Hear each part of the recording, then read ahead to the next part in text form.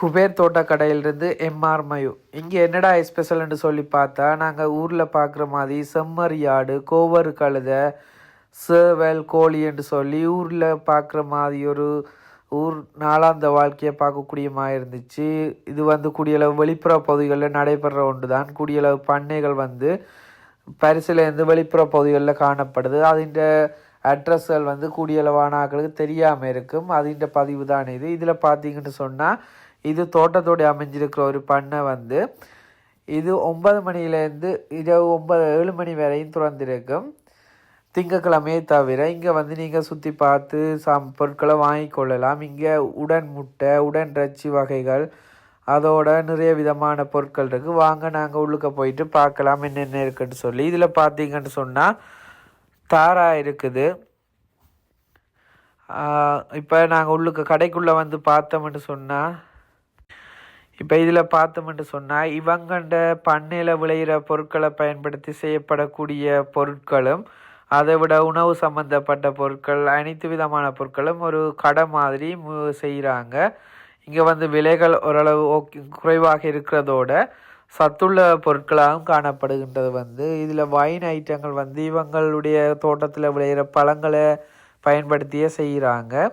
அதிൻ്റെ விலப்பலகைகள் வந்து அதில் காட்சிப்படுத்தப்பட்டிருக்குது. நீங்கள் தேவையான பொருட்களை சுற்றி பார்த்து வாங்கிக்கொள்ளலாம். நாங்கள் அப்படியே வந்த இடத்துல இந்த கடையும் பார்த்துட்டு தான் தோட்டத்துக்குள்ளே போகுமெண்டு பிளான் பண்ணாங்களோ, அதெல்லாம் முதல்ல கடைக்குள்ளே வந்திருக்கிறோம். இதில் வந்து பார்த்திங்கன்னா மரக்கறி, பல வகைகள்னு சொல்லி எல்லாம் பகுதி பகுதியாக பிரித்து அடுக்கி வச்சிருக்கிறாங்க. இதில் வந்து பார்த்திங்கன்னா மாங்காய் இருக்குது, அதை விட தேங்காய், மற்ற பல வகைகள்னு சொல்லி எல்லாமே ஒரு ஒழுங்கமைப்பில் அடுக்கி விலைப்பலகைகளோடு இருக்குது. நீங்கள் விலைகளை பார்த்து தெரிஞ்சு எடுத்துக்கொள்ளலாம். இதில் கிவி பழம் இருக்குது. அப்படி எல்லா பல வகைகள், மரக்கறி வகைகள்னு சொல்லி எல்லாமே பிரித்து அடுக்கி வச்சுருக்காங்க. இங்கால ரதி இருக்குது. எல்லாமே இயற்கையாக நேச்சுரலாக அவங்களுடைய தோட்டத்திலேயே உற்பத்தி செய்த பயிர்களை தான் இந்த இடத்துல விற்பனை செய்கிறாங்க. அதால் வந்து நாங்கள் குறைஞ்ச விலையிலையும் தரமான பொருட்களையும் கொள்வனை செய்யக்கூடிய மாதிரியான ஒரு இடம் தான் இது. இங்கால வந்து பார்த்தோம்னு சொன்னால்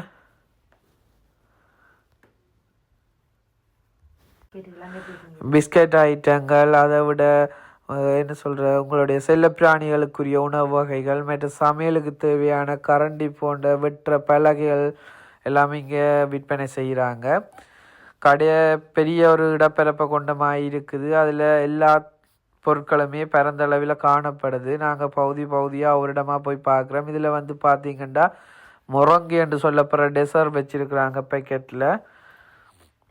இங்கால வைன் ஐட்டங்கள் கூடியளவில் இருக்குது. ஜூஸ் ஐட்டங்கள் இருக்குது. நேச்சுரலாக அவங்கண்ட தோட்டத்திலேயே செஞ்ச ஜூஸ் ஐட்டம் இருக்குது. இங்கால இறைச்சி கோழிகள் இருக்குது. வந்து எல்லாமே ஃப்ரெஷ்ஷாக இருக்குது. உடனடியாக அவங்க விற்பனை செய்கிறாங்க.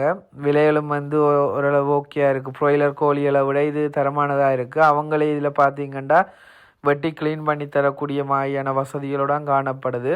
அதை விட இங்கே தேநாட்டு முறைப்படி போமாஸ் ஐட்டங்கள், சக்குத்திரி என்று சொல்லப்படுற இறைச்சி வகைகள் எல்லாம் இருக்குது. அதோட இங்கால பார்த்தோம்னு சொன்னால் கூடை ஐட்டங்கள் இருக்குது.